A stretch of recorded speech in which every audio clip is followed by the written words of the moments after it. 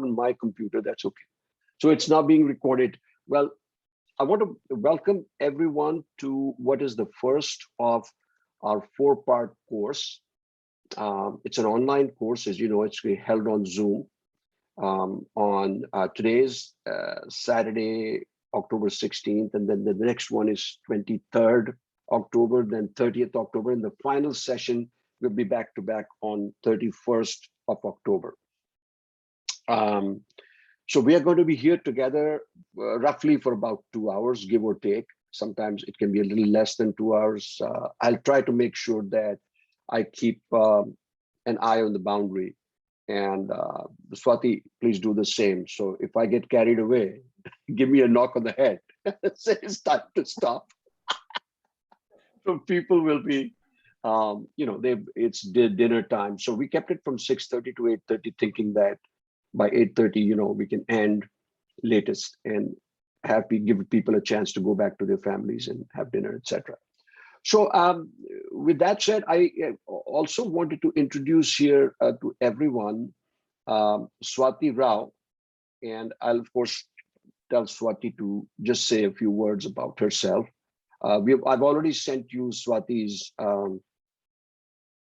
profile as part of the online PDF that we shared. So you will have read that, but it's always nice to sort of like have the co-facilitator introduce herself too, because a lot of people that have joined, I think already know me or know of me because you're connected with me directly on LinkedIn and we've interacted a little bit, but some of you may already know or not know Swati. So I'll give Swati a chance to say a few words in a couple of minutes. So the purpose of this course is to not make you guys whizzes or experts on public policy. It's a very vast area, as Swati will tell you. It is certainly a very interesting area, and it's full of complexity. It's full of nuance. And the purpose of our course is to not focus on the quantitative side. The quantitative side is a very heavy side of public policy analysis. And if we were to go into both the quant and the qual, it would become impossible for us to cover it in 3 or 4 sessions. So, and incidentally, quant is not my area of specialty. And I don't know if Swati, you're probably familiar with the quantitative side of public policy, right? I have, to an extent, yes. I have. Okay, to an extent. So please help me there. Piggyback if there's something that you would like to add from the quant side. We want to make sure that we remain focused on more of the qualitative aspect of public policy research and analysis. So the course is going to be also, we're cognizant of the fact that many of you that have joined expressly stated to me that they are not very well versed with public policy research. So I want to be mindful that we don't overly complexify this thing and make it so dense that those people find themselves totally lost. On the other hand, we'll also introduce some complexity. So you'll have to bear with it. So both sides will have to bear with us a little bit, right? Be a little tolerant of that. Sometimes what we are talking about may seem to be very rudimentary, okay? Maybe very elementary to you, but not to somebody else who's starting out for the first time and getting their feet wet into public policy research. Again, what I would encourage everybody to do is to mute yourself unless you're automatically muted. I think you may be automatically muted. And by that, I don't mean that you can never talk, okay? So please be sure that you are able to mute and unmute yourself. However, once a session is in progress and we are doing a segment, I would encourage everybody to keep themselves muted. And we'll give, Swati and I are going to give plenty of opportunity to everybody to talk. And I just wanted to share my quick philosophy of doing these workshops, and I've done many over the years. My philosophy is very interactive, it's very experiential.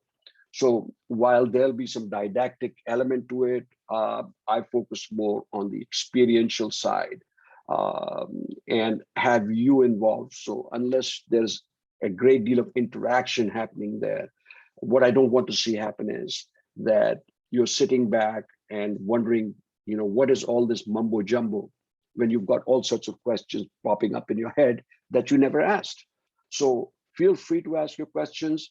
There is a raise hand icon if you go in near the participant panel, where I think if you go near, uh, it's one of those things near the chat or participants, there should be a raise hand icon.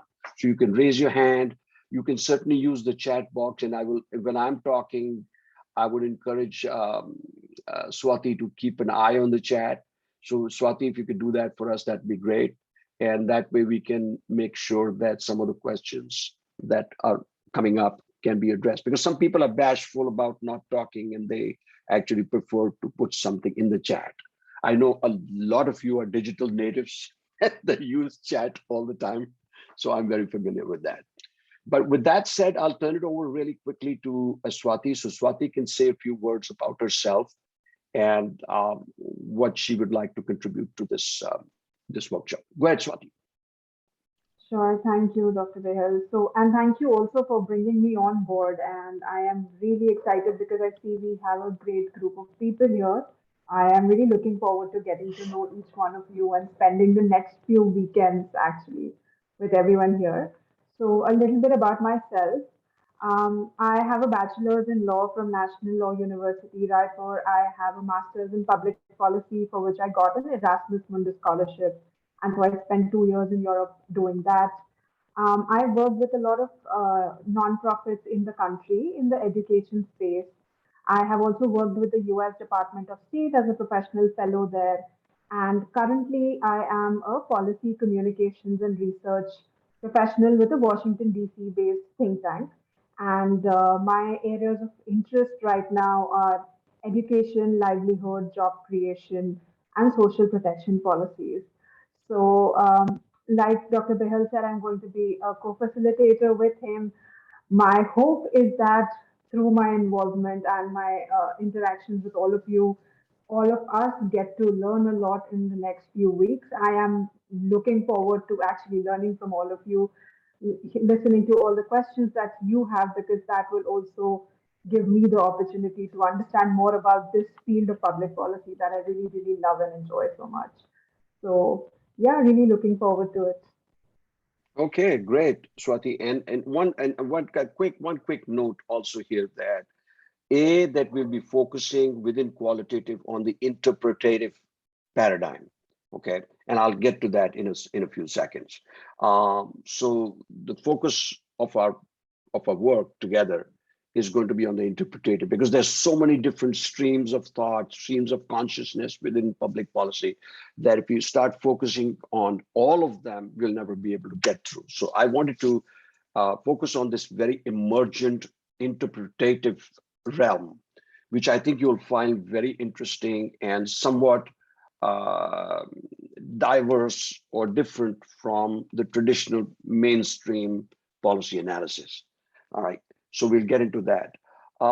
And also, I wanted to say that we are going to be recording this session, which is already being recorded.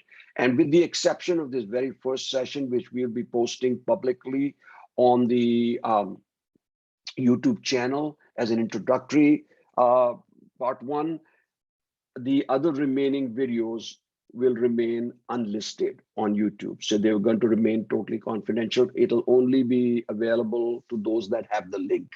All right. So I just wanted to put that out as a disclaimer. Okay. So with that, let me go into the next slide. What introduction? So what we're going to be talking about is public policy analysis. And I want to just pause here for a second, because I think there's some confusion out there about what constitutes analysis versus what constitutes the study of public policy. So there people often use it interchangeably. Oh, I'm studying public policy analysis. or I'm studying public policy research, or I'm just studying public policy, mainstream public policy. So while all of these have intersecting ideas and thoughts, analysis in and of itself is a different activity. So you could be reading up, you could be studying about public policy, all the um, issues surrounding public policy, etc., in a master's degree program or a bachelor's program or whatever. You may never get to hardcore public policy analysis, because public policy analysis is a whole different animal. Okay, it's a whole different area where you use um, a number of strategies, a number of techniques. Sometimes you use mind mapping, sometimes you use other tools to understand and to analyze an existing policy. Or if you're part of a think tank and you're creating a policy, or crafting a new policy, how to analyze what the existing policy is, and to be able to see, kind of like in the essence of grounded theory, where you're developing a new theory or you are refining an existing theory. So think of it as understanding the already existing, or we call them the extant theories of public policy, and to see if that policy or the theory is really working in the contemporary times. Because it was created 30, 40 years ago, it was okay back then, it worked, does it still work? So to refine that. So please so if I'm using public policy analysis, please know that I'm specifically referring to the analytic side of this enterprise. So, and that's not to say that we're not going to be having a discussion around public policy debates or public policy issues, or bring up a case study that we can collectively look at, etc. So we'll be doing all of that. But I wanted just to put that out there. And today's session, I would like to keep, like all of those sessions, I like to keep actually especially more interactive today, because we would like to get a feel from you as to how you understand, how you make meaning of public policy. What does public policy really mean to you? Because if you don't understand what public policy means to you, you're not going to be able to follow the stream of thought that we are going to be sharing with you. And that we are not going to be able to know at what stage you're at. So feel free, take a risk, take a chance. This is not you're not being graded. There are no marks being awarded. So please take a chance and share your thoughts with what it is. So it affects the well-being. Public policy affects the well-being and lives of large numbers of individuals. As you know, it's not, a public policy is not created for just one person or one small group of 10 or 15 or 20. It really actually applies to a larger population, as we call it, the citizenry. Okay. It involves a process where a number of stakeholders might have a say, right? So public policy is not just created by, even if you're part of a think tank, right? It's not just created by the head of the think tank, right? There are other stakeholders from other areas of the government that might be involved in that. So everybody has to have a say in what policy is being shaped, all right? Immediate consumer may be a client, okay? And those are those of you that are into public policy consulting, um, and you work with a client who has brought you and your team on board to examine, to explore the current policy, and to be able to develop a new policy with your team. All right. Or it could be a superior, right? Somebody that you're part of, like you're part of a public policy research analysis firm, and your CEO becomes really your client as in the CEO is at delegating this task to you. All right. So think of it as not just a client in terms of monetarily um, having a relationship, but really from where the authority flows, okay? Because somebody has to authorize it. There has to be a contract. There has to be a well-defined agreement, okay, or a memorandum of understanding of how you're going to be able to go about this. So before I go further, what I would like is to hear from some of you, actually many of you, about what this means to you. What is this area that we call public policy? So go ahead, please feel free, take a chance. And no, there's no right or wrong answer here, okay? The only questions that are not asked are the ones that remain festering, okay? So please take a chance, take a risk, and let's go with the flow. You can just raise your hand or just go and talk.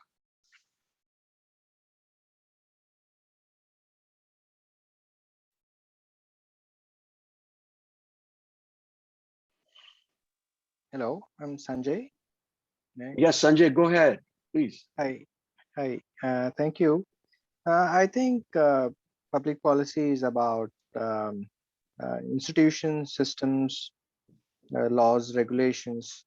But most important is what it will achieve by setting systems and regulations in place. It's more Right. an outcome what we look at because of the procedural components which we put in place, plus the substantive component of the policy. But most importantly is if the policy has to be evaluated, I think it should be in terms of what it will achieve in the current context. So I would see policy in terms of what it will achieve rather than how it is made. Yeah. So you are focusing, you're going with focusing on the outcome. What is the outcome of that endeavor, correct? Absolutely. Right. Yeah. Right. Okay, that's great. So Preeti Raghunath had raised her hand. Go ahead, Preeti. Hi. I mean, I am somebody who has dabbled a bit with, not with public policy in total, but one strand of it in my own work. But from what I understand, it is about a stance or a range of efforts that are put in motion in terms of processes and practices towards achieving an intent directed at a large number of people, perhaps. That's what makes it public in that sense. Great. So say a little bit more about that. What do you mean by processes? Processes would be, the many, for instance, consultative efforts or other kinds of efforts that are put in motion to achieve whatever the intent is behind a policy. A range of practices that involve, of course, a range of stakeholders imagined for that particular policy, including for lack of a better word, the target audience, but people like funders, institutional actors, various kinds of policy actors that are then brought together towards sort of putting that intent into practice. Okay. So I heard you say a few things: consultative efforts, achieving something, range of practices, target audience, and Professor Sanjay had talked about outcomes. And you also mentioned, Preeti, about processes. Very nice. That's very nice. That's opening up a nice topic here for us. Anybody else? Thank you, Preeti, for sharing that.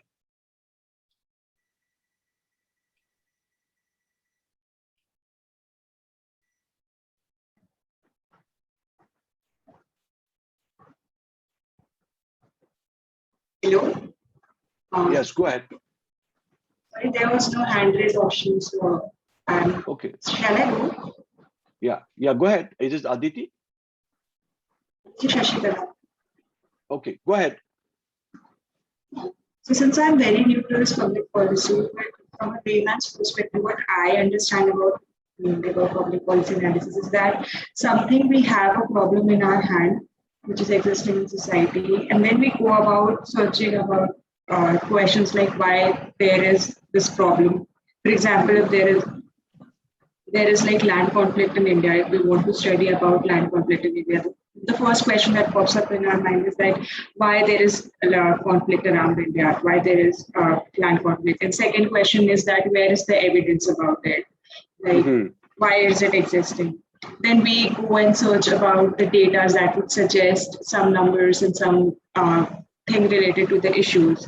And then we go about sampling things, and we go about secondary research, and then we perform some research, and then we come to some recommendations or conclusions. So this is what I gathered from this. Okay, great. Thank you. Thank you for sharing that. Interesting. You use the word evidence-based, which is very important in mainstream public policy. Sampling, secondary data, and then we'll get to that in a later session. We will get to the non-human research aspect of public policy, where you're researching based on just contracts, agreements, memorandums of understanding, where there's no human interaction, but just looking at secondary data and how to understand the unknown variables there, what is hidden inside the data. All right. So that's great. Thank you so much for sharing it. Anybody else? Sir? Yeah, go ahead. To give it a shot, it seems to me that government is trying to build up some rules and regulations through which they want to optimize resources whatever the economy has. Yeah. And second could be setting up a roadmap in such a way that you want citizens to follow it, maybe voluntarily or involuntarily. Okay. To reach some economical objectives, which are very common around the economies. Okay. So, that's interesting. The optimizing of resources, which is a very huge area, because you have only so much budget, right? How do you allocate that budget? Who gets more? Who gets less? Right? And what are the other philosophical underpinnings of that? Right?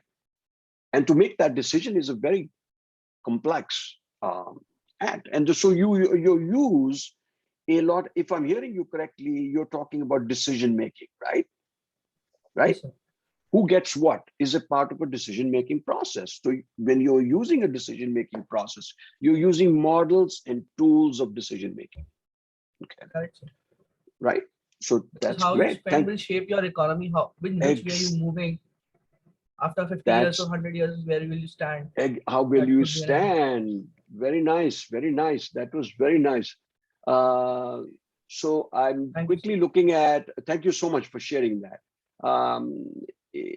Dr. Vani Lakshmi has written it in the chat. I'm a novice in public policy. In the recent times, I was enthused with data-driven policy initiatives. I'm keen to see how data science will change lives of people. I'm presently in Kerala, and there's rain, including connectivity issues. No problem. As long as you can hear us and you're participating, that's awesome. Thank you, Dr. Vani, for sharing that with us. So go ahead. Anybody else? I'd like to hear from more people here. Doesn't matter. There's no right. Go Hello. ahead. Yes. Hi, Sukhada here. So I am also new to this field. I actually am. I am nowhere near this field right now, like wherever I'm working. But I'm very interested in the field. But as per my understanding, public policy will also include programs that need to be implemented to get the required results. So I am guessing that the entire process of making up a program which will be effective and which will actually help people on the, where it's actually really required. That is the like one of the key parts of policy making. And I'm guessing the research and everything will help in getting those goals as and when required. Okay. So programs that need to be implemented, you'll be basically talking about the range of practices, which Preeti was sharing earlier about, right there. And then, of course, all of this activity is geared towards some outcomes, right? We are not just sitting there in a vacuum. We are doing all this brainstorming. For what purpose? We need an outcome, right? Correct? Yeah. We need to all have some consensus around what policy consensus on how the current policy is working or not working, and how can we analyze and tease it out further so that it works better for people, right? As we apply that. Great, thank you so much, Subda. For a novice, you've done a great job. I appreciate Thank that. you. Thank Yeah, you. appreciate it taking a chance. Yeah. Who would like to go next? I would like to go next if that's okay. It's always okay. Who is this? Yeah, Shivam. Shivan. Okay, go ahead, Shivan. Yeah, hi. So even I don't have like much of a background in public policy. Like I have a general idea. And after like hearing to what everybody else said, yeah, even I could like a very simple understanding which I could, gather of public policy. It's like you could say it's like a plan of action to like kind of solve some of the problems that the country faces. But then when I was listening to what everybody else said, and I think it was also there in one of the readings which I could just when I was skimming through, it was written that how to allocate the resources, like how to make the decision. And that kind of made me remember the concept of like when I was studying, I think economics in 11th and 12th standard, and we studied how the trade-offs and the opportunity cost. So it's like if you're choosing one thing over the other. So if you're deciding to allocate your resources, or if you're deciding to target one specific problem, then you also have to factor in the opportunity cost and whether it kind of makes sense. Interesting. Interesting. Wanted to put that in. I had forgotten. Well, most of you were not even born when I studied economics. So I'm talking about having studied some economics way back in let me just think, 1970, 71. So that's a lot of you were not even born back then. But I remember this thing about trade-offs and opportunity costs and all of that stuff from my little residual knowledge that I have from economics. So there's always a trade-off when you're evaluating a policy and trying to implement a new policy. There's going to be a trade-off. Somebody's going to get a little bit more, somebody's going to get a little bit less, and who should get more, who should get less, right? Those are so many complicated issues in public policy. That's great. Thank you for sharing that. Again, as a novice, that's wonderful that you brought in something from economics. And again, public policy analysis is a very multidisciplinary field, as you will try to see as we progress through these sessions.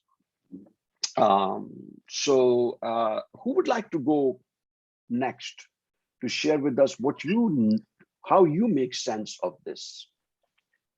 Hello. Yes, hi. Am I audible? Yeah, who's this? So Cheshta. So Cheshta, go ahead.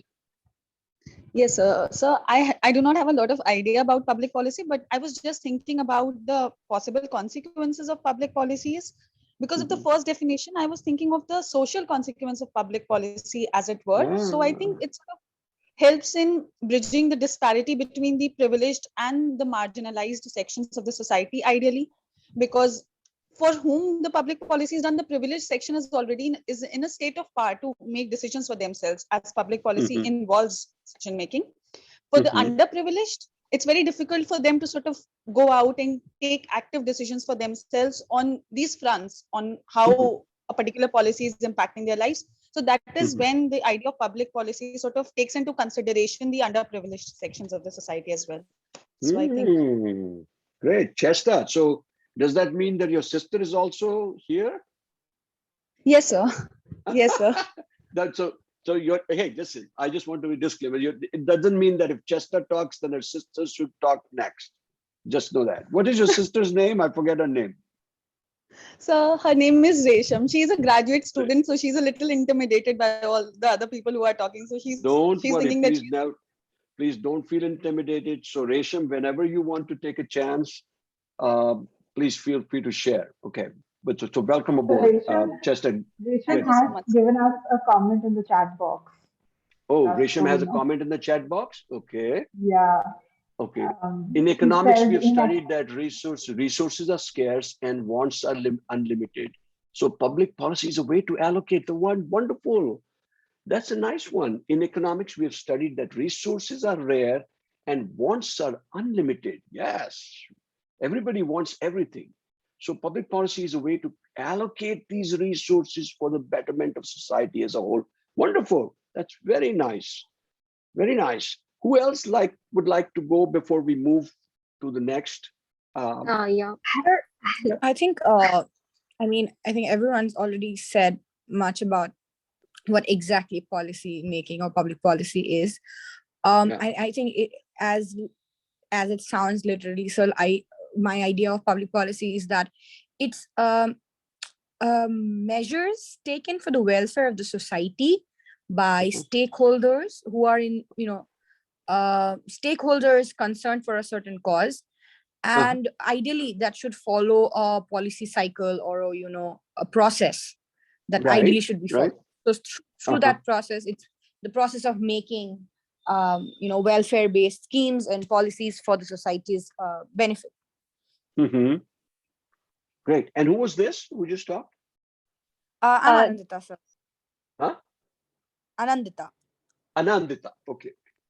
My screen was not showing up your name. So anyway, that's great. There's a policy cycle, and we'll talk about all of that as we move forward.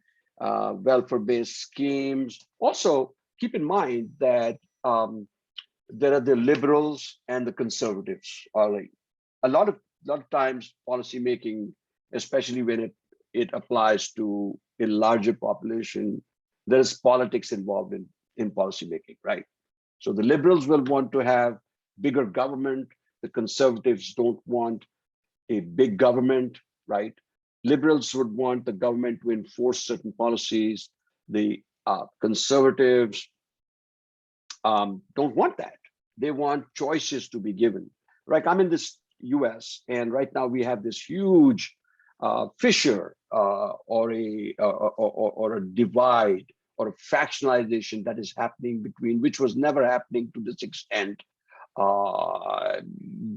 before the Trump era, that there is a divide, there's strong feelings around, there's a lot of polarization happening between the liberals or the Democrats and the conservatives. Okay, the Democrats want it a certain way, conservatives want it in a different way. So it's kind of like night or day. They're not coming to terms. And even within the Democratic Party, there's a lot of division that's currently happening. One or two senators are totally pulling everything in a new direction. And there's a huge infrastructure package of $3.5 trillion that needs to get passed, which is not getting passed. It's not happening. It's not getting implemented because of a couple of senators, for whatever reason, their own vested interests, their own chances of being reelected in the midterms in 2022, they're holding their fort. They're digging their heels in and not going with the consensus. So a lot of times, this is shaped by politicians. Okay. As a matter of fact, almost always there's going to be politicians shaping this. All right. Public policy. So let's keep in mind the political side of that. Right, that equation. Anybody else before we move forward? Hello. Yes, go ahead. Hello. Hi, this is Kirtana. Yeah. I'm from public health background. So I'm pursuing a master's in the same. So already everyone spoke about what public policy is. So my agenda from this, my goal from this course is basically to learn how my health goals are met. Because public policy matters a lot in a country, like how, so basically I want to learn how my health goals are met and how the unmet needs are, how I'm able to analyze the same. So that's why that's what I want to put in. Okay, all right. So you would like to learn. I would like to learn about how this public policy can help me to reach my health goals. Okay. How can public policy help you to reach your health goals? Okay, very good. All right. So we have had a very brisk segment, and I'm going to go transition to the next piece. But before I do that, anybody who has not spoken, who was dying to talk but didn't talk, please, this is your moment to share. Because once we move to the next segment, this discussion we'll move into something else. So go ahead. Hello. Yes, go ahead. So I do not have much understanding about public policy in general, but what I've heard from everybody speaking, I understand it's like a whole course of actions which a government institutions take for the betterment of the people. But whatever I could understand from your readings and what everybody spoke, because I come from a sociology background, I feel whatever the measures the government or any institution will take, I think the intent behind taking such decisions, like the intention, why did they take this decision, or what were the actual political ideology behind taking such decisions about allocation of resources. So I think the major thing that we might have missed is the intention behind all of these decisions. Like somebody I heard spoke about marginalized people and majority people. Why do some policies will be only targeting certain group of people and benefiting others more than the minority section? So I think the intent behind such decisions also need to be taken into account. That's what I feel. Okay, so when you say the intent, you're meaning the intentionality, right? Where is the intentionality? Yes, what is the purpose? Yes, sir. Right? Yes, Right? sir. Yes, sir. The political ideology, yes. Political ideology. That's nice. Thank you. And what is your name, by the way? Sakritika. Okay, great. That was awesome. The intention behind it, because everything that we do, that right or not do, there's an intention behind it. If I don't want to do something, there's an intention behind it. If I want to do something, there's an intention behind it, right? So intentionality, and by the way, intentionality, not to digress from here, but intentionality is a huge construct in transcendental phenomenology, that from Husserl, right? And everything is about intention. Unless you really know the intention behind something, you're not going to be able to get to the essence of a phenomena. But that was awesome. And Surbi has also mentioned here something in the chat. I don't know this thing about public policy, but hearing everyone, my basic understanding tells me public policy is implemented by any administration that is supposed to exercise social control. Wow.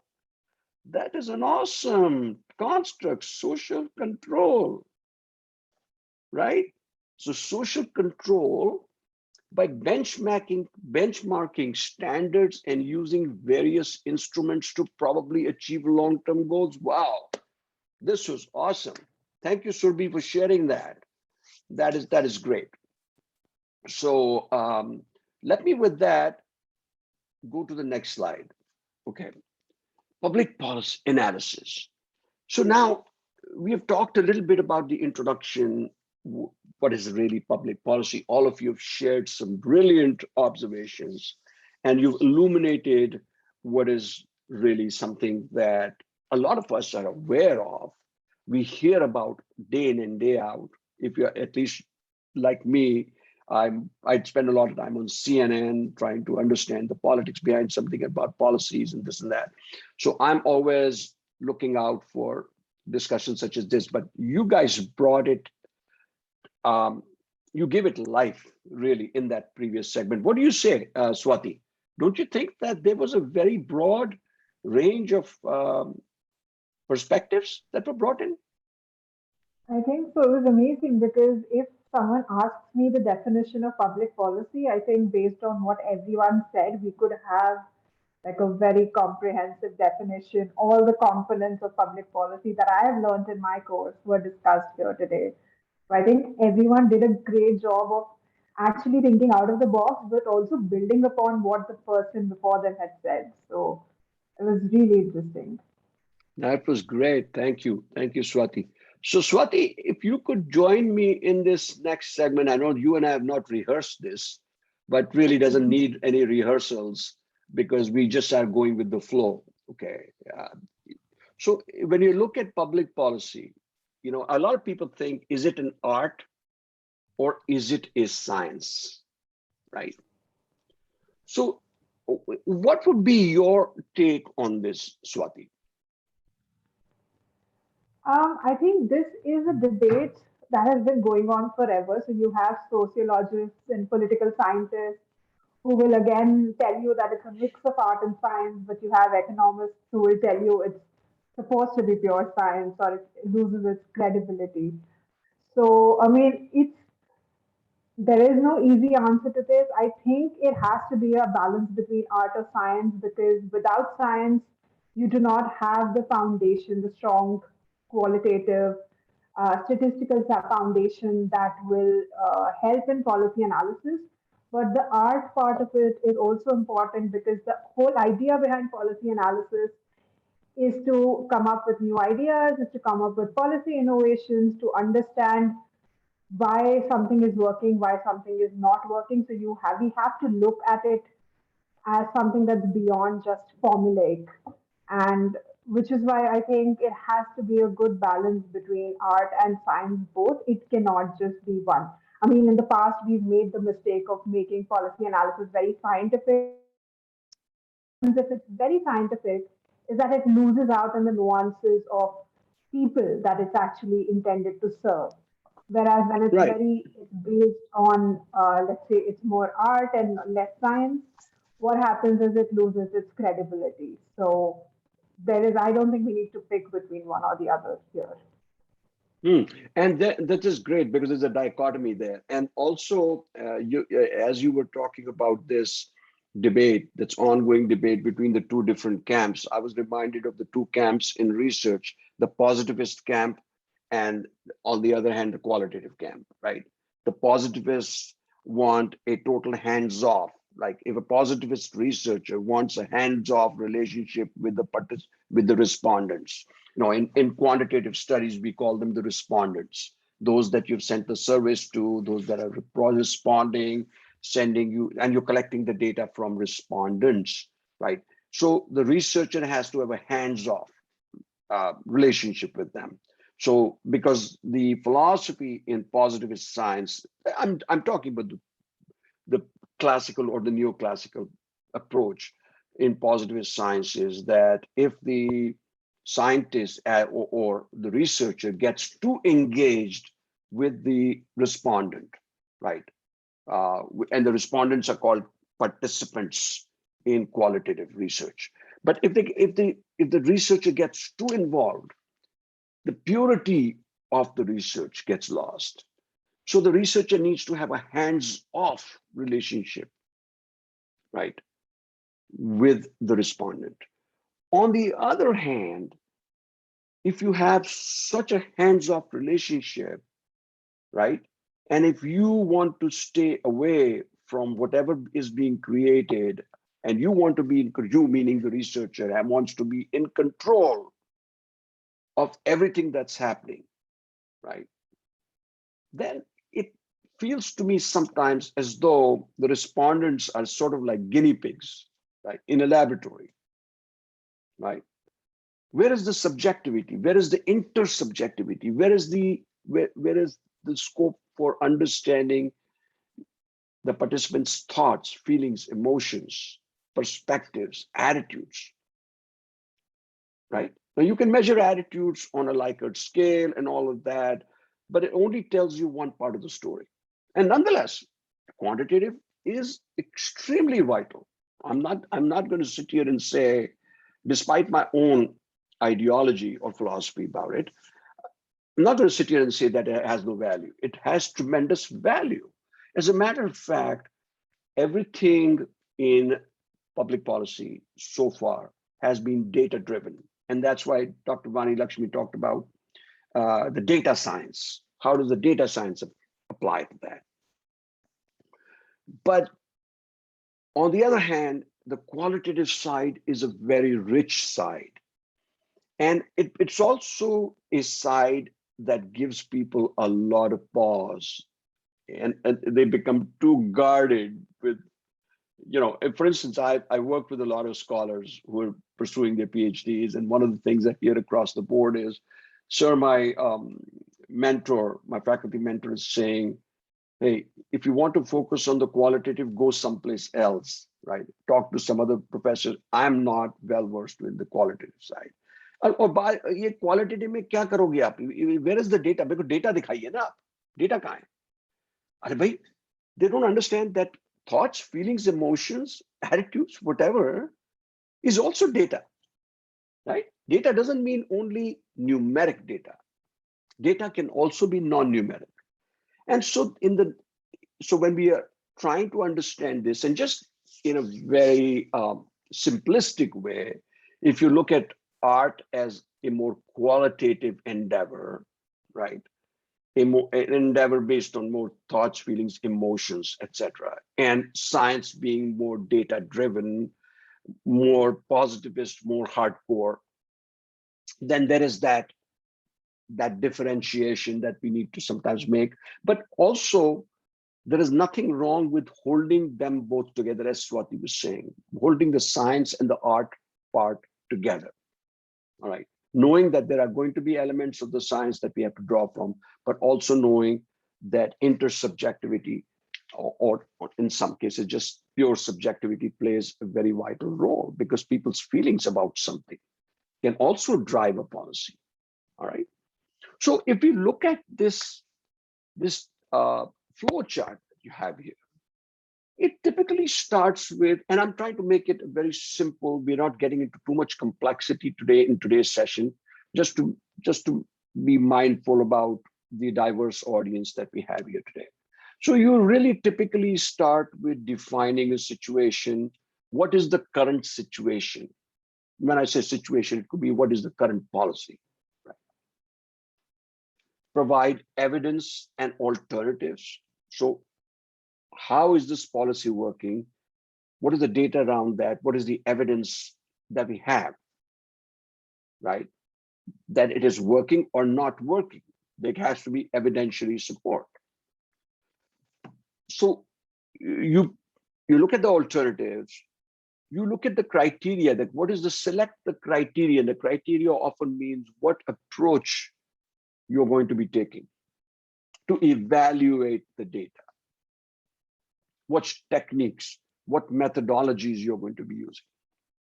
Now remember, up top, we're talking about policy analysis here. This is the process that some of you in the previous segment were talking about. Consultative effort, range of practices, and process. I think it was Preeti Raghunath who talked about the processes involved, right? So you're looking at the criteria. You brainstorm possible outcomes here that Dr. Sanjay had talked about the outcomes. Outcomes are so important in this. So you brainstorm possible outcomes. If we were to implement such and such policy, what might be some anticipated, some expected outcomes? And then, just I believe somebody had talked about the opportunity costs from an economic standpoint, the trade-offs. So brainstorm possible outcomes and trade-offs, right? What I had in this slide, you already have talked about. All of this, by the way, you've already talked about. I'm only re-encapsulating this for you in the form of a pictorial, so you can understand that you are on the right track, my friends. All right. So when you brainstorm possible outcomes and trade-offs, you're looking at many different things that could come out of that discussion. And then once you gain a consensus, and you never totally gain a 100% consensus over something, right? It's very rare. You're going to have diverse opinions and attitudes and perspectives. And that's okay. That's all grist for the mill. It makes the whole process rich. So once at least you have a majority opinion over something, then you have to provide a story or a narrative. What do I mean by story or narrative? You don't create a non-fiction story about this. The story or narrative that I refer to here is a messaging, public or private messaging that is going to go out. That when you're rolling out a new theory, okay, or a new approach, then this is what's going to go out in the form of a narrative to people who are going to be impacted by your public policy decisions. Any thoughts on this from anybody? You can certainly add.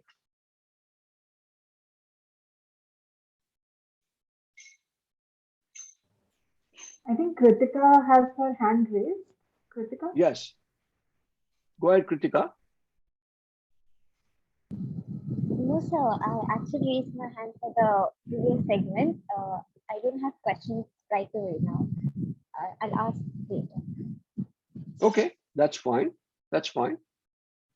Who else? We have Aditi, I think. Go ahead, Aditi. Hi. So I come from a law background, but I am studying law from a very social science perspective, and like an academic lens.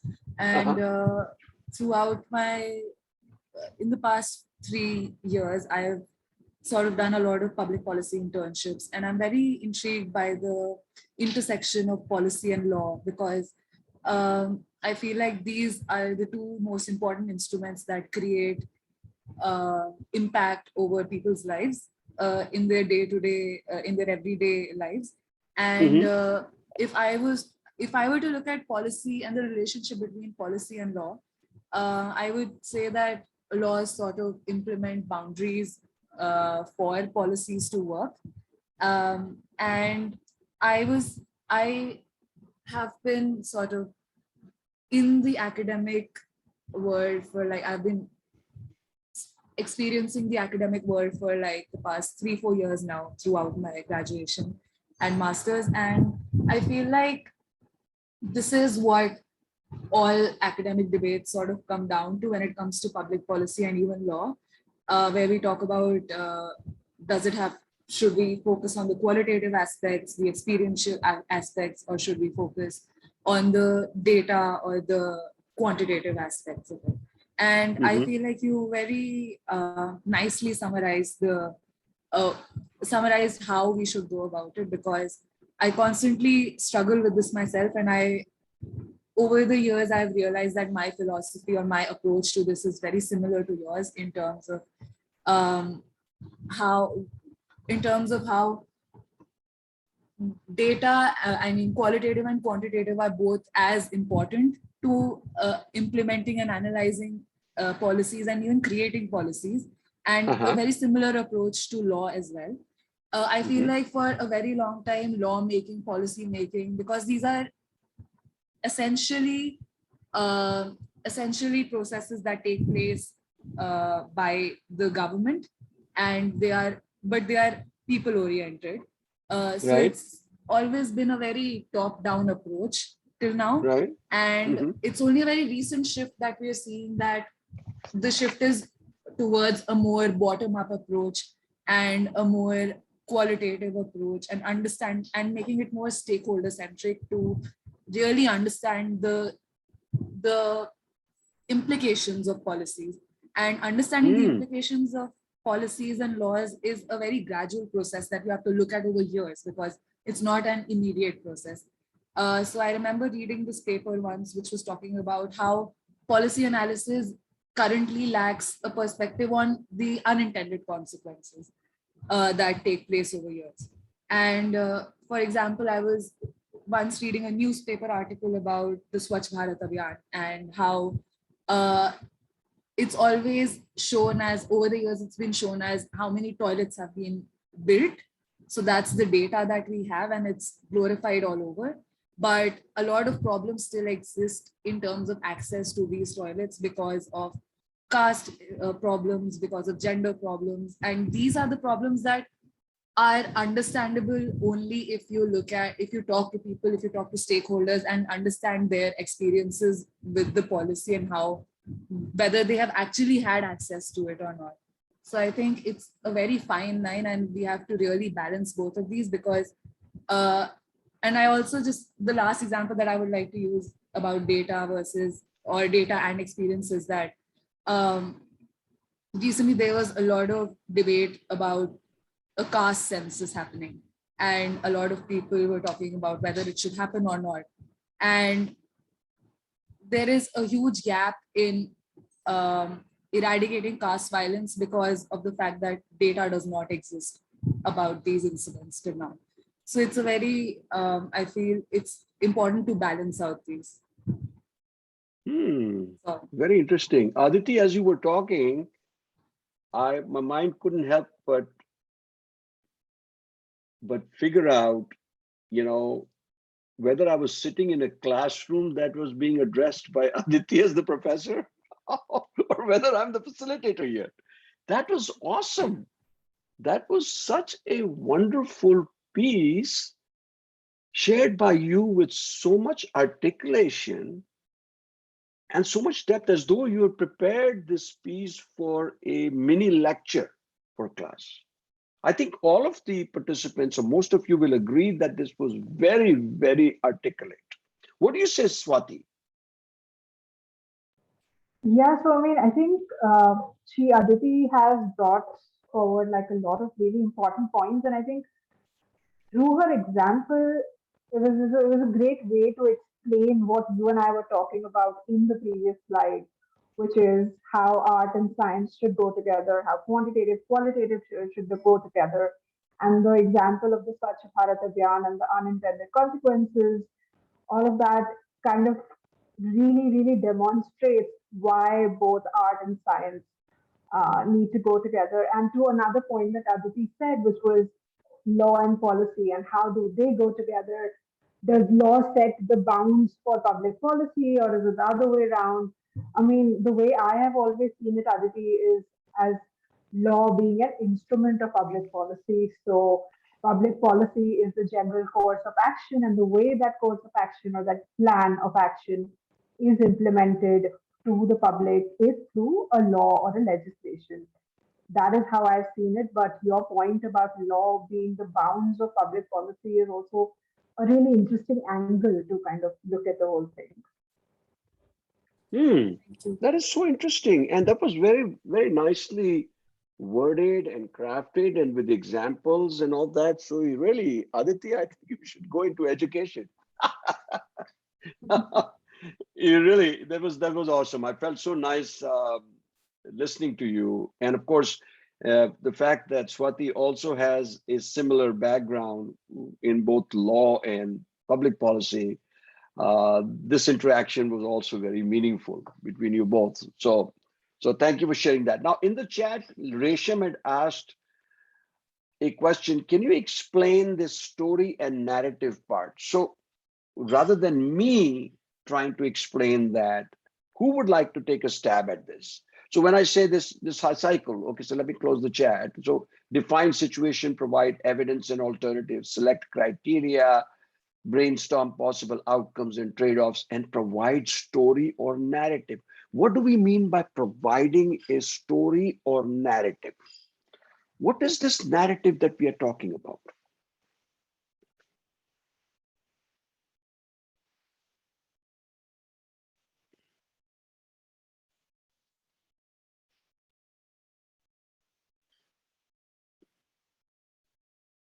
Because as I was talking about it, it's a messaging that goes out.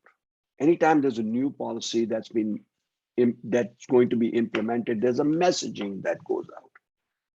What form does this messaging take? Is it just simply that, oh, starting from August 1, 2022, the new government policy will be such and such? Okay, yeah, that's one way of doing it. But are there any other creative ways how a new public policy initiative can be implemented, which becomes more acceptable to people who are going to be affected by it? Anybody? Can I go? Sure. Yeah, it's just a random, like just on the top of my head. I think it also depends on how the leaders or like the government in power, how they articulate it. So for example, maybe in their public gatherings or the discussions that they have, it's like when they re-emphasize on, for example, in whatever policy they're planning to come out with, maybe like in the events like preceding the rollout of the policy or something, they might, put emphasis on that, or they might bring it to the notice of the public how that issue is like, played, like how that issue is very grave, and it's, how the government is trying to solve it. And then that kind of seeps into the, that because they're talking about it, it's kind of like, it's there in the newspapers, then they come out with, relevant advertisements or any notices or something. So, I mean, I think maybe that's just one way of how they kind of put it forward.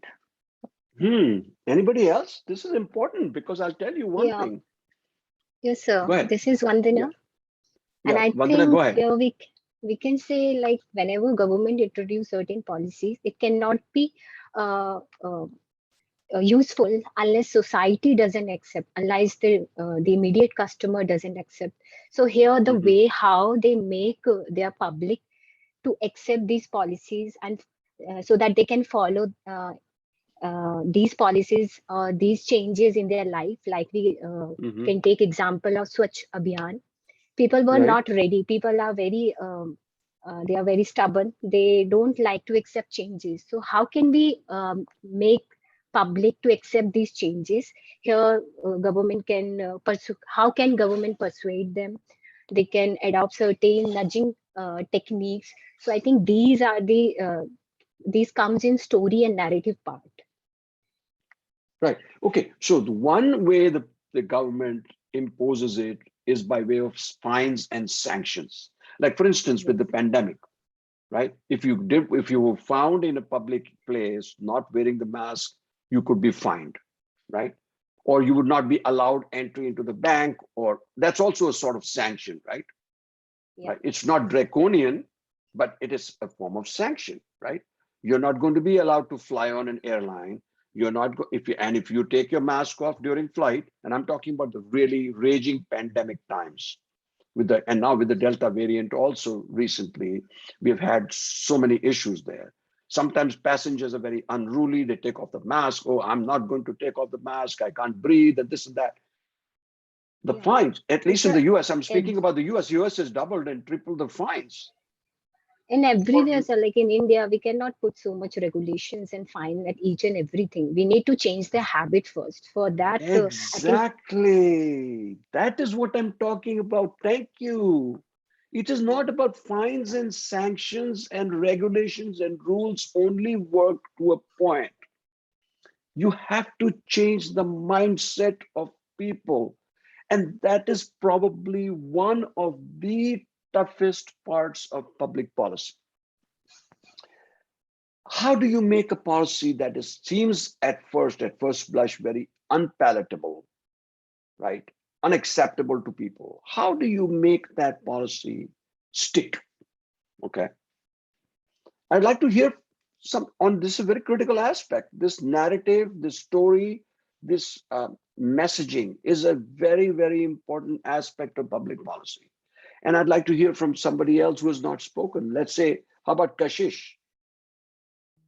Yes, sir, I was about to speak. I'm not sure if I'm right or wrong, but I think that whenever a new policy comes into action or a policy is modified, a lot of past experience is considered. For example, if we consider NEP, the new education policy, uh, once we're done with it or once we need to modify it, a lot of thinking will be gone into the fact that what were the successful changes that were brought about by this, or what were the changes that were not accepted by the public. So I think the experience matters a lot when we're considering a policy to be modified or to be implemented for like future reference. So let me also ask you another question. That this just popped up in my mind. So with the vaccine rollout, right? We all heard of that, and you've probably heard bits and pieces about the US vaccine rollout, the US, people, there's a faction, there's about 30% of the total population that just will not wear masks. They just will not get the vaccine. They are totally defiant, totally adamant about it. And so let's say the government said, for every person that takes the vaccine, right, we are going to give you $100 or $50 or whatever. Or we are going to give you a gift certificate to Walmart or whatever, right? What is your thought around incentivizing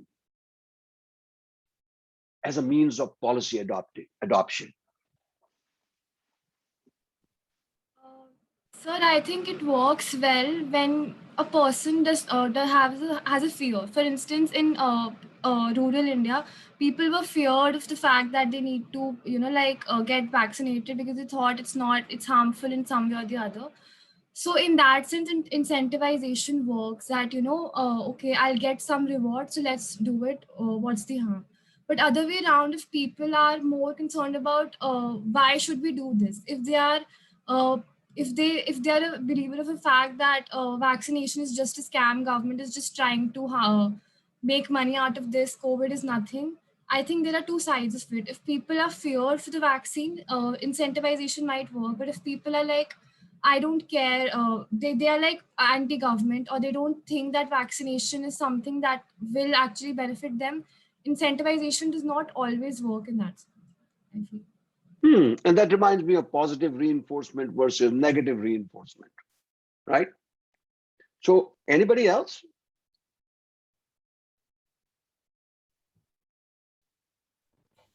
So I think she's also mentioned, Dr. Dayal, a very good point about the trust in the policy maker or the institution that's making the policy and how much the public trusts it. And I think that is where the story or the narrative part of this entire cycle becomes the most important, because this is how the policymaker is going to gain that credibility, is going to get that behavioral change in the people.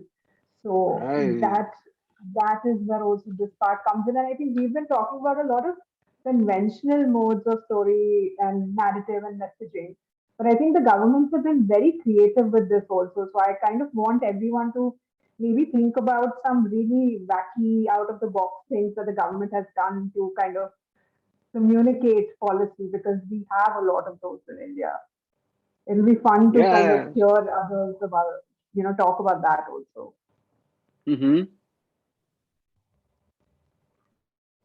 Yeah, and yeah, that's a good point. So you go ahead. Somebody was trying to speak. Yes, sir. To start with, incentivizing is a good option, particularly for countries like India.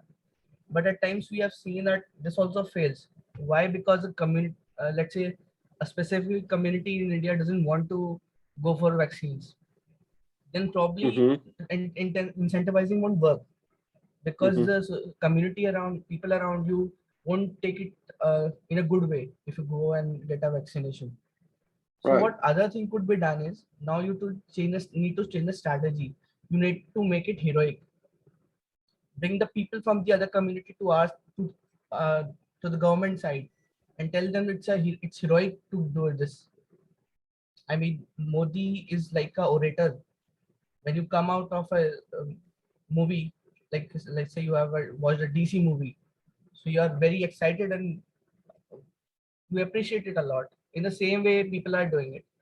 Not only they are getting vaccinated, but are forcing other people to get vaccinated also. So this is the aura of Modi that I see. So incentivizing could be one part, but when it fails, the other thing could be creating a sham around it so that people do it voluntarily. Yeah, so this is an ongoing dilemma, predicament, quandary, whatever you want to call it. It's really not something that, it's not one size fits all, that this is the approach that you take and all will be well.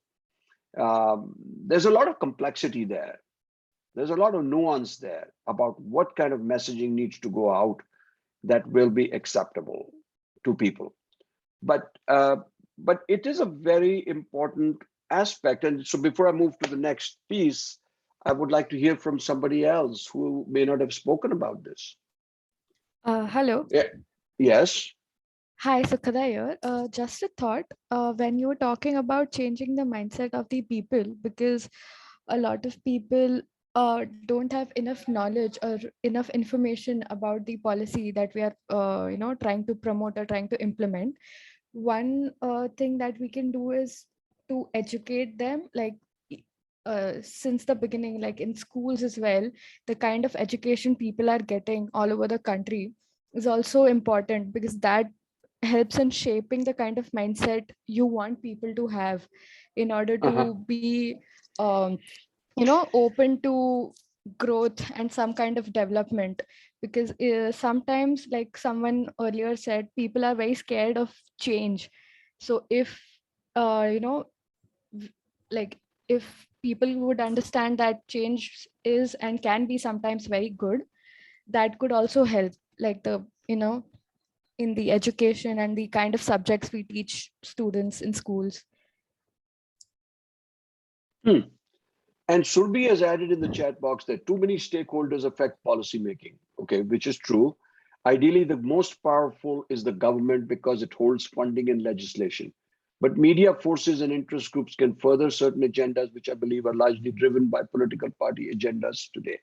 Yeah, so we can all have a say. The say may be limited in some cases, but it can over time shape how the government works, especially with legislation and all that. There's a large hue and cry around it. There's a social movement around something. The government is forced to make those changes because otherwise the government loses its own popularity. So while the politicians play a vital role in this, I think the citizenry, okay, can also become public policy advocates. You don't necessarily have to be a public policy professional to become an advocate for public policy and change. You could just be a change maker, change person, change agent who has the ear of important legislators and can affect those changes. The changes are slow to come. They're not fast and furious in some cases, right? Especially during the pandemic, they were like knee-jerk changes, knee-jerk reactions almost to minute to minute things were changing, right? People were dying, hospitalizations going up, deaths going up.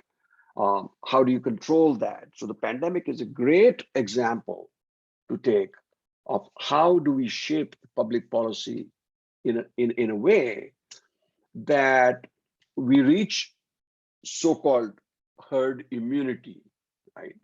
And then I was hearing that the herd immunity in India, because of the density of the population, because people geographically so closely, located, that people were catching the virus and were not getting sick or hospitalized, so they remained asymptomatic, or even if they had symptoms, the symptoms were mild, they were not severe, unlike some of the symptoms and severity of the illness we saw here in the US.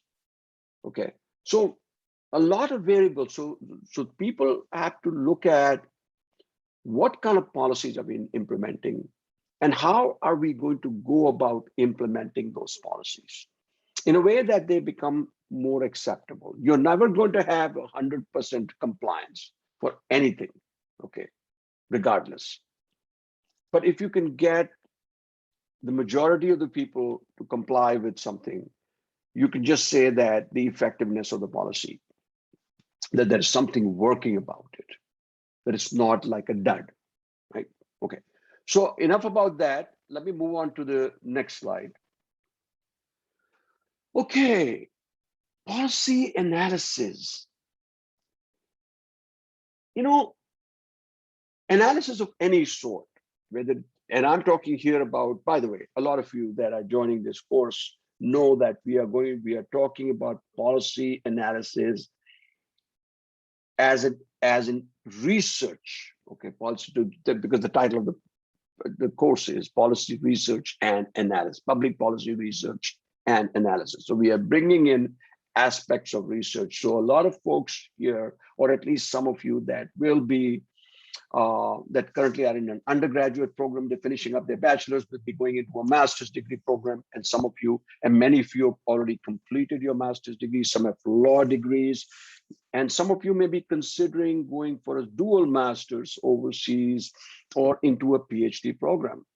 You're going to be looking, as you're progressing into those higher educational credentials, you're going to be looking at a lot of research-driven material. Okay, so I just want to put that out there, that a lot of the stuff that we are going to be talking, the material that we'll be discussing here is research based. Okay. So while in the first session, I'm trying to remain a little bit more lax so to not use vernacular, heavy, dense concepts and stuff, but it will get progressively a little more complex. I just want everybody to be aware. So once we get into the actual techniques, the methodologies, you will hear a lot of lingo, a lot of vernacular that may not be familiar to you. But we're going to try to illuminate that through hopefully some case studies, some examples, get something drawn from you that you can share with the rest of the group to kind of like bring this all together for you. But let's just look at policy analysis and an ongoing iterative. Those of you that are into research have heard the expression iteration or iterative process. What is an iterative process, by the way? Anybody? What is this thing that we say it? Go ahead. Yeah, something that happens over and over again with, I mean, by taking in changes that happen within short spans of time and then rebuilding that into a new cycle. Okay, that's great. So you're saying something that can be going back and forth, right? So it's not that we start like a linear thing would be you start from point A to go to point D, right? That would be a linear way, in a line that goes in line A. First you complete A, then go to B, then C, then D, right? Iterative means that you could be at point C, and jump back to point A to look at what happened there. Or that you could be at B and progressing towards D, and then suddenly you stop in your tracks and you go back to reevaluate what was happening before. So this process of going back and forth, or in other words, it's a non-linear process. So yes, we use I also iteration. wanted to, sorry. Go ahead.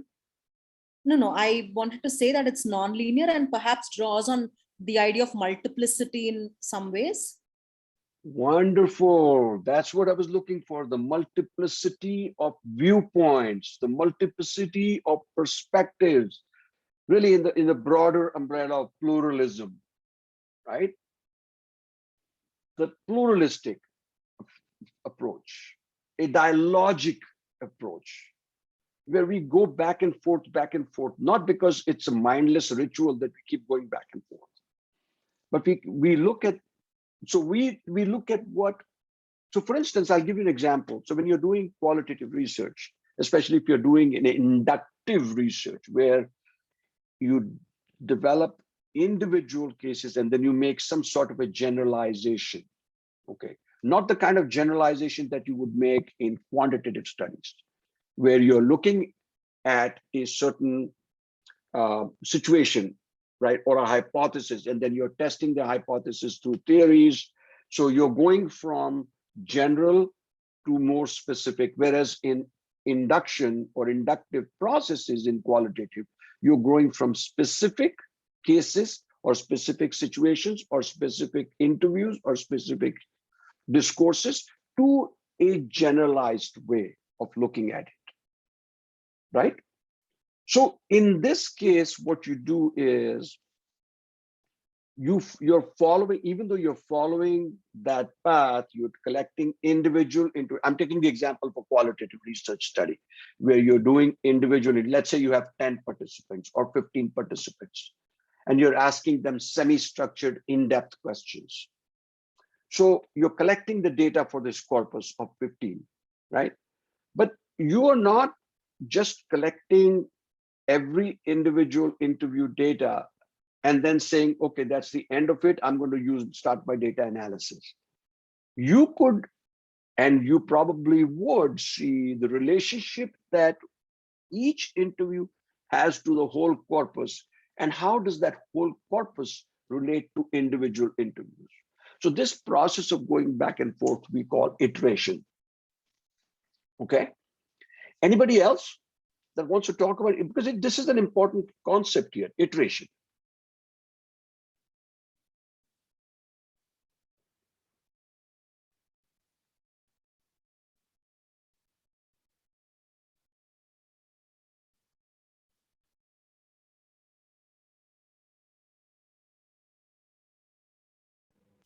So can we say that iteration will work till we reach a level of saturation? The end point of iterativeness will end whenever we reach a point of saturation. No, you're talking about data saturation is a different concept from iteration.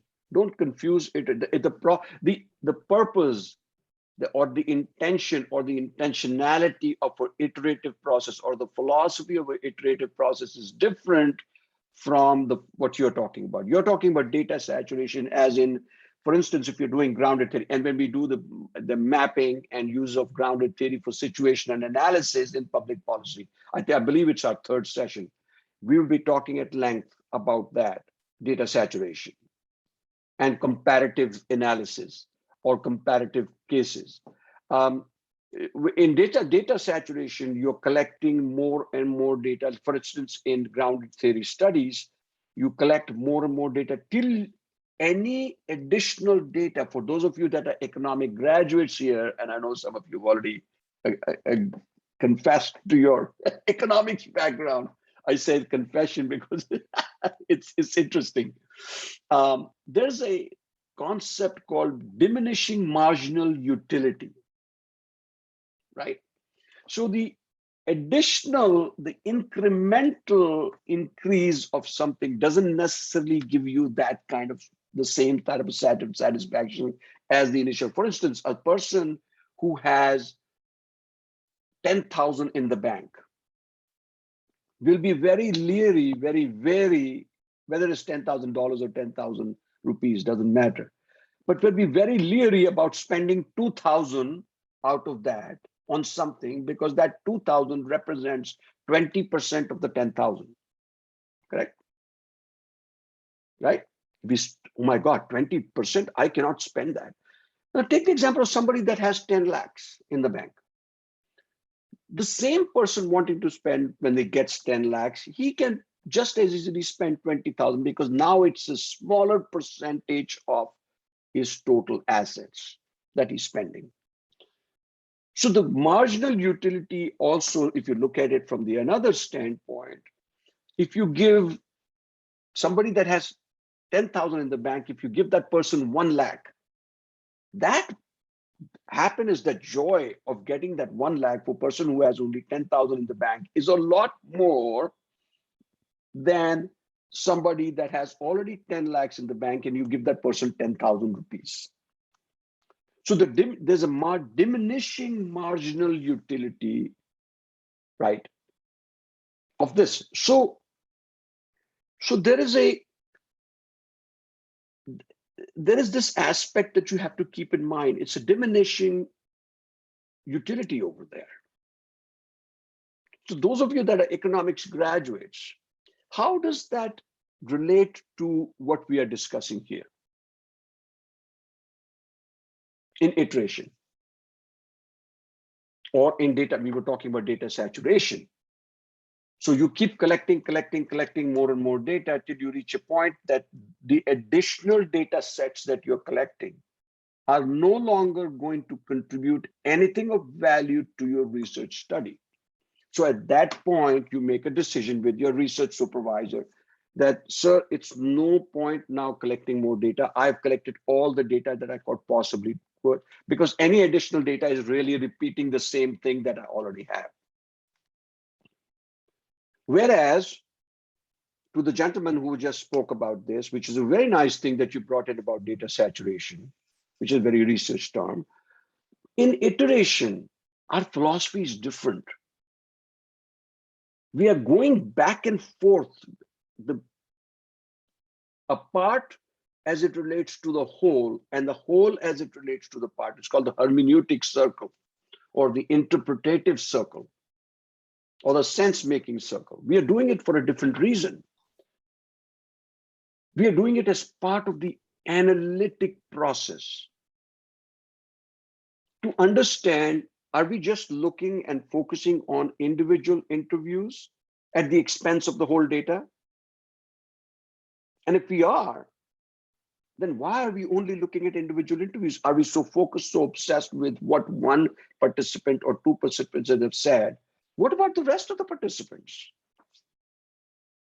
How do we analyze the data that they have shared with us? So until you go back and forth in a non-linear way, you're not going to be able to establish that emergent pattern or divergent pattern there. And it could be both. It could be emergence or divergence. Go ahead. So I had a question. Yes, please. Yeah, I just, I mean, on a related note, I wanted to understand the difference between post-positivist research and interpretive research, because, I mean, I understand that there are a range of post-positivist approaches, but if you could just, I mean, and the two are related, but if you could just let me understand the difference between the two. Okay, yeah, sure. So it would be beyond the scope of this discussion to go into a very deep treatment of that, but we will try to do that as we progress. But what I've done is so nice that you shared that or raised that. Just this morning before the session, as a matter of fact, a few minutes before the session, I uploaded a nice paper. I think it's by It Starts with somebody, DeRosio or somebody, who has talked about the mainstream research and the interpretative paradigm. Okay, and I think in that she talks about the post-positivist.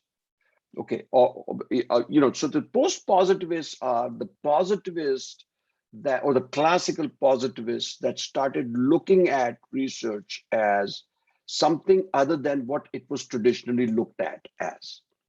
So for the sake of this course, I would like you to make a distinction between the interpretive or interpretative approach and the post-positivist trend. So don't mix the two.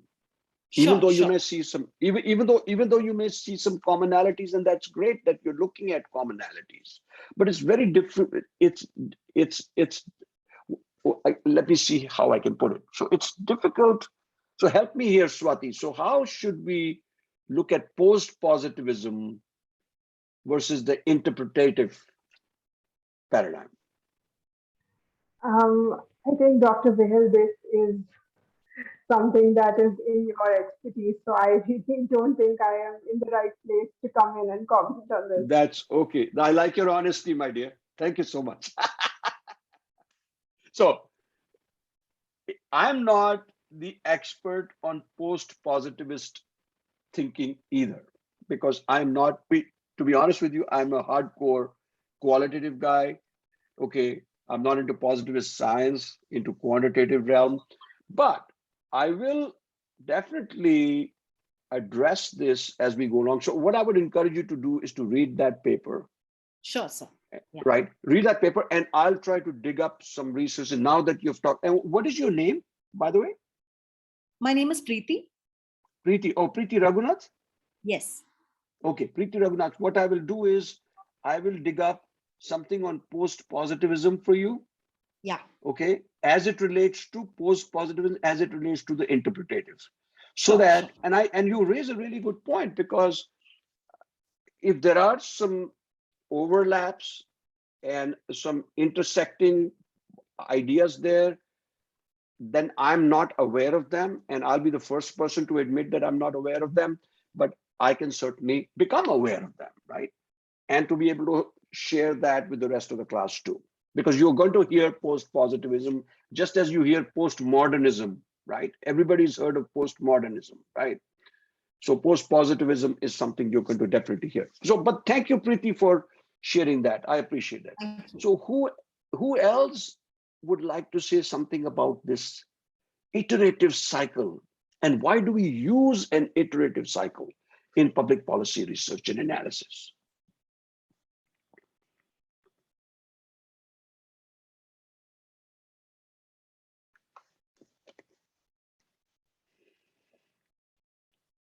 Anybody?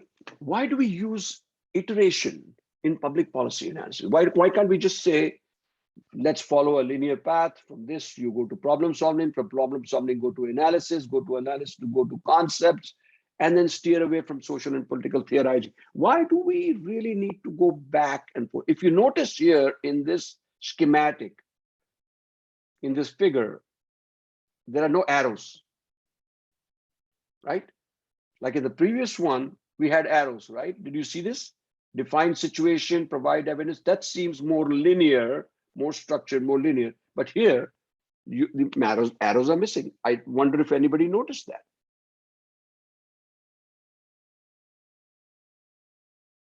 So why is it that in public policy analysis, it is so important to have this iterative cycle? And the cycle doesn't necessarily mean it going in one direction. It could be bidirectional. It could be multi-directional. Can I go? Sure.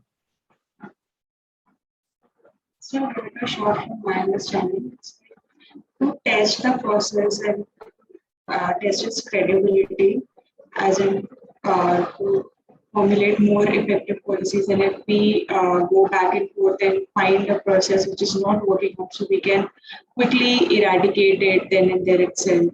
So that sort of creates a more credible analysis, and more we can come forward with more like effective policies. So you're talking about this iteration as used in if something is not working, rather than go full steam ahead, spend days and months and 6 months to a year on developing something, only to find that you're falling back on something that is really not working, something that's broken in the whole process. So if you didn't use an iterative cycle, you would not be able to go back and fix things and make I call them mid-course corrections, right? So you raise a really good point, because problem solving is a very important part of the analytic process. And when you're trying to solve a problem, and sometimes trying to solve a problem actually creates a new problem. But problem solving is by trial and error. And you cannot have trial and error unless you're using iteration.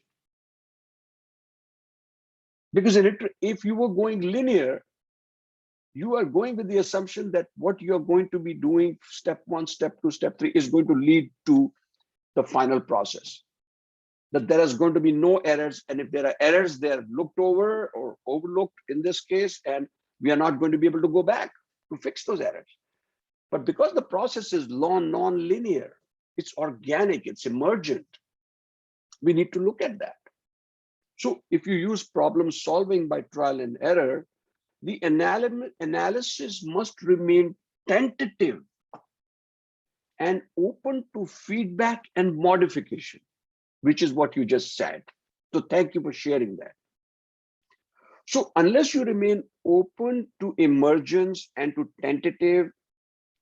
tentativeness and feedback and modification, you're not really building a solid policy framework for yourself.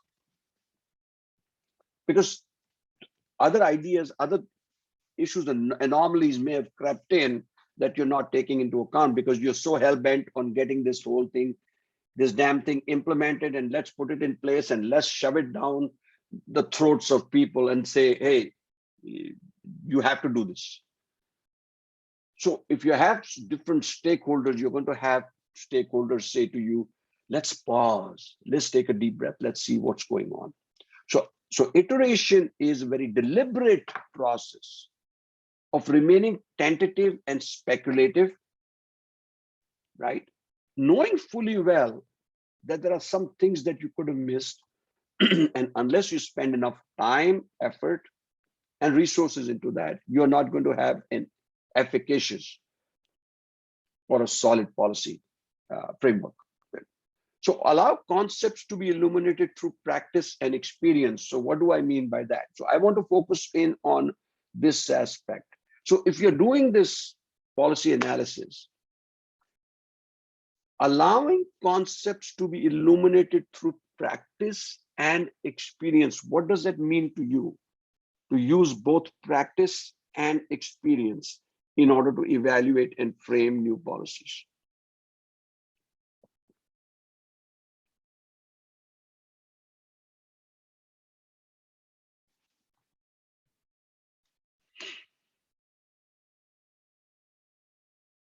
Anybody?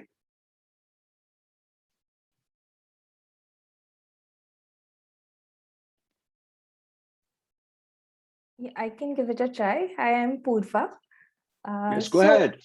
Yes, so I think practice here means that we can look at the implementation process and see where these things have worked, what are the best practices that can be adopted or taken from other such or similar situations. And experiences are like more reality based, depending on your situation. For instance, if we try to say pick up a pedagogy from America and implement it in India, so maybe we can use the same pedagogy, but there are few facts which are different, like realities which are different. For instance, say parents are generally, for if talking in terms of rural India, they are not that educated. So we might need to, change a few things according to the experiences, our lived experiences, which are here. Ah, nice. So you brought home to this discussion the intercultural, the transcultural, the transdisciplinary aspects of this. It's not only across different populations, different ethnicities, different background, different religions, different cultures, but also different ideologies. So you can have many different ideologies. So let's say you find or a policy think tank that's looking at that, a policy that was working really well in the US, and they say, let's take it lock, stock, and barrel and apply it to the Indian context. It may actually not work or may partially work until we tweak it. This process of tweaking, modifying, making changes, making transformations before you do the messaging is very important. Yes, I think a very good example is the Constitution of India, which is somehow based on this very idea of taking ideas from other countries which are working well, and then changing it based on the socio-economic reality. Yeah, and that's great, and that is awesome. And that's why the emergence of public policy is so amazing. I'm seeing almost overnight this huge burgeoning presence, which I really didn't hear about so much about public policy, right? Or maybe I was in the wrong sandbox. But of late, I would say I've had more than 500 to 1,000 new students and new professionals from the public policy realm that have joined my network on LinkedIn. So I'm suddenly seeing public policy everywhere, right? Or gender studies or development studies. Many of you are into development studies. Many of you are into gender studies. A lot of people are interested in transgender. Okay. So let's take the example of, and I'm glad that I said myself about trans, because that's a very, very dear concept to me in my heart. And not because I'm an advocate for the transgender community. But I'm really working with a number of students, very young students in the Gen Z, like 23, 24-year-old students that are applying for doctoral programs that are actually talking about the Hijra community. They want to do research on the Hijra community. Not only that, here's what I'm marveled by. This young lady that I talked about, and unfortunately she could not attend the course, otherwise I would have had her talk about her experiences. She embedded herself into the Hijra community for a period of 1 or 2 months, not permanently living there, but visiting them, having tea with them, having lunch with them, having an interaction with them in order to understand their perspectives. And in the beginning, when she wanted to interview them, they said, क्या interview में क्या होगा? आपके जैसे पहले भी बहुत आ चुकी हैं जिन्होंने हमसे सारे प्रश्न पूछे, सब कुछ किया, पर हमारे लिए क्या हुआ? हमारे लिए आप लोगों ने क्या किया? आपका तो रिसर्च कंप्लीट हो गया, आपने तो डॉक्टरेट कर लिया, या व्हाटएवर मास्टर्स डिग्री, आपका तो थीसिस हो गया, हमारे लिए क्या हुआ? So you see, whatever we do now, when I look at the initiatives of the Indian government, which are very different from the initiatives of the US government towards trans, it's a more embedded thing there. But now the Indian government is waking up to the trials and the tribulations and the predicaments of the trans community. India is becoming more and more open to that. So let's say there's a public policy that relates to the trans for the indoctrination or the acceptance or the assimilation of the trans community. And when I say trans, I mean transgender individuals. I don't mean to objectify them by using the expression transgender, because I've always corrected myself when I've just said transgender. They are not objects. They are human beings, just as we are human beings, right? Living, breathing human beings. So I would like to hear from some of you that are also interested in that, because that's a big thing that's currently emerging in India. The policy around transgender communities. What would be your take on that as it relates to what we are talking about here?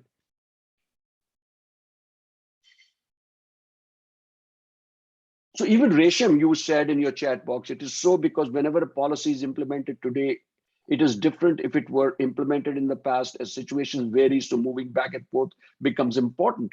So the way, when I was growing up in India as a young adult or adolescent, my experiences of the Hijra community were very different. My outlook toward the Hijra community was very different. There was almost like a fear there. But many of you youngsters are not dealing with or not fearful of that community. You're embracing that community. So I want to hear a little bit more about that, because that's a huge public policy debate that's currently happening in India right now. I don't have a I'm not involved in such policy in any way, but yes, just like based on what to carry the discussion forward. Yes. I feel that one of the reasons, like you were saying, that earlier there were not so many people from in public policy domain, but suddenly we see this rise of people, even youngsters, they are thinking about it. So one good thing that has happened in last few years in India, I think, is that the community itself has started to take things in their hands. That think that policy will come from above, and someone should think about that. Now it has become that we need to think about our own well-being and taking and talking about that.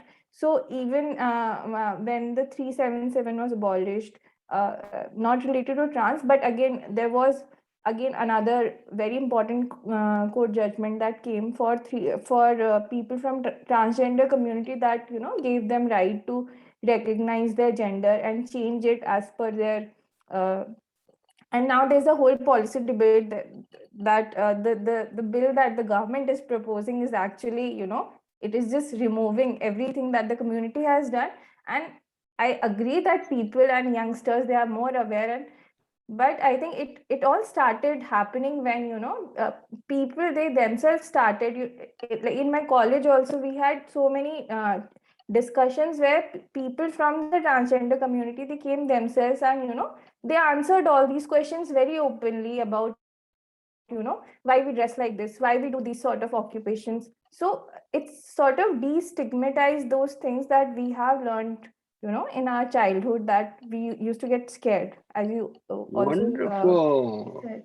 So I think this thing that people are taking public policies now, not something that only bureaucrats will come or some neta will come and make laws for us, but everyone can think about, we can think about our own community, we can think about our own societies, about people who identify with us in terms of gender, sex. I think, and so the same with the feminist movement, right? And all the policies that have come related to women in India, be it workplace harassment, everything has come when that community took charge, and then they went ahead that no, it's not just about me. We want this for everyone. And they kept, putting it, they started, and education also.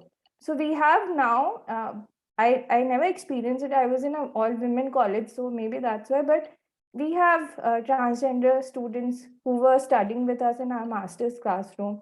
So those sort of things now, I think, are bringing about the change. Wonderful. So you have just raised a very important aspect of this. What part of public policy research, analysis, or whatever we are talking about is the domain of the politicians, is the domain of the bureaucrats? And is there perhaps another part that many of us gloss over when we think about public policy, that is the domain of the private enterprise or private individuals who are saying, let's take it in our hands, let's do a movement, let's do, whether it's to form an NGO to help them or form something else to bring about change in society. Because bringing about change is also part of public policy, right? It may not be a formal public policy framework created by the government that everybody has to follow. There are also informal networks that are creating this. What do you say, Swati, to that? Yeah, so when you were discussing this, like the first thing that came to my mind is how prevalent now collective action is when it comes to bringing about any kind of Yes. policy change or social change. So Yeah. just like yesterday, I was a part of a conference on social dialogue and how social partners can help us sort of overcome the challenges associated with technology work. So that was related to my sort of interest area. But the whole discussion was about the role of social partners and social dialogue. And I mean, that is what I was reminded of here because policy analysis, it has for a long time been the domain, like you said, of politicians and policymakers. But very recently, you see an increasing involvement of players like think tanks and experts and research organizations. If you even look at Niti Aayog, which is the primary think tank of the country, policymaker in the country, works very closely with research organizations and think tanks and experts, consultants to make sure that their policy making, policy analysis process incorporates voices of the people, voices of the collective. Media itself plays a huge, huge role now. We cannot sort of oversell the importance of media when it comes to bringing about any kind of policy change, policy analysis. So Right. yeah, like you said, in this entire cycle now we have just so many players that are interacting with each other and bringing about change. So we have to kind of look at it, look at all of them in a very holistic way and not just look at policy as just something that policymakers do now. Great, great, great. And we have to, just a quick segue, and I'm mindful of the time. In about 5 minutes, we'll end the session because I know you have to get back to your chores and dinner and all that. For me, it's still morning here, but for you, it's getting to be later in the evening. But I just want to quickly follow this. So problem solving is by trial and error. Analysis must remain tentative and open to feedback. So I'm creating a segue into my next slide, which I'll share you in a second. Allow concepts to be illuminated through practice and experience. Steer away from social and political theorizing. The best policies you're going to have are, and this might appear as a contradictory, sort of like a paradoxical statement. The best policies are the ones that steer away from social and political theorizing. The theorizing is the critical word here. So when we are making a segue into the interpretative paradigm, which we'll discuss, and our next session on 23rd Saturday is going to be heavily into the interpretative paradigm. We stay away from theorizing. The moment you start to apply a theoretical spin to something, you take away a very important aspect of that. So just if I go into the next part here, mainstream policy analysis and interpretative policy analysis, there's an ongoing debate happening right now. So mainstream analysis is an area of study that focuses on pragmatic, client-centered advice, decision-making tools, focus on theories, models, and historically relevant frameworks. They keep looking back into the history. How was the policy 5 years ago, 10 years ago, 15 years ago? How has it changed? So a very radical, not very radical, very cognitive, very structured, very almost quantitative approach to that. The interpretative policy analysis is highly intuitive, is discursive, lot of interconnecting dots, right? Rambling, but discursive. I mean, sometimes you're talking about this, sometimes you're talking about that, sometimes you're going here, sometimes you're going there. The focus is on language. What language are we using? What is the context in which we are embedded? The emergence, what is emerging from that? The unexpected, so we remain open to the unexpected elements. The multiple perspectives, we talk about multiplicity. I forget the name of the young lady who said multiplicity, but that's what we are talking about, multiple perspectives. It uses a philosophy of Verstehen. It's a German expression, which means a rejection of positivist science and quantitative approaches. So we are not saying that they are irrelevant. We are not saying quantitative models are irrelevant. They will always remain, but we are saying for the purpose of looking at public policy analysis from the interpretative realm, we have to be able to step back and take another look, view that process through a different lens, which is not a positivist science lens, which is not a quantitative lens. We are looking at it more qualitatively, more subjectively. Okay. So that is the end of today's session. And I don't know about you all, but I have been thoroughly engrossed and embedded in this. I don't know how the time has flown. And we have captured so many wonderful ideas, thoughts, streams of consciousness in this. So I want to thank each one of you for the time and the effort and the interest that you've shown into something, and to remain patient and understanding as we have gone through this process.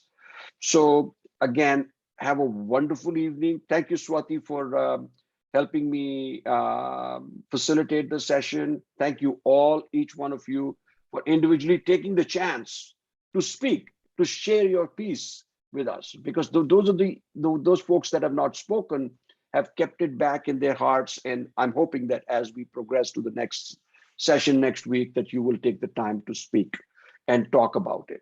All right. So if I've not captured some of your thoughts, we will make sure that we will do so. I think as far as possible, we have taken care of all the comments that came through the chat. And I will create a recording of this and we'll share with you the recording, so that, and also with those 2 or 3 people who were not able to attend today, it'll be for their benefit as well. All right, so thanks again, and have yourself a wonderful evening, and we'll see you next week on Saturday. Take care. Thank you. Thanks, everyone. Okay, thank you.